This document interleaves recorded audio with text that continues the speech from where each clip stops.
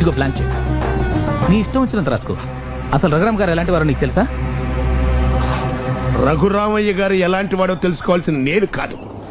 ఆయన చేసిన అప్పుకి తనకి ఎలాంటి సంబంధం లేదని చేతులెత్తేసి వెళ్ళిపోతున్నాడే ఆయన కొడుకు గారికి చెప్పండి. తాకట్టు లేదే దమ్మిడి కూడా అప్పివ్వని ఈ కోటయ్య నోటు పత్రం లేకుండా నోటి మాట మీదే ఆ మహానుభావుడికి అప్పెందుకు ఇచ్చాడో తెలుసా?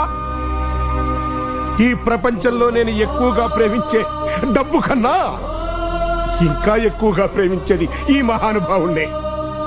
రేయ్ రేయ్, ఆయన నా ఇంటికొచ్చి నేను ఓడిపోయాను అని ఒప్పుకుని చెయ్యి దాచి నన్ను అప్పడిగిన రోజునే నేనిచ్చిన 5 లక్షలు తిరిగి రాకపోయినా పర్వాలేదని నిర్ణయించుకున్నాను. కానీ ఆయన ఓడిపోయింది మీలాంటి నీచుల చేతిలో అని తెలిసి ఆగలేక వచ్చి అడ్డుకున్నాను రా.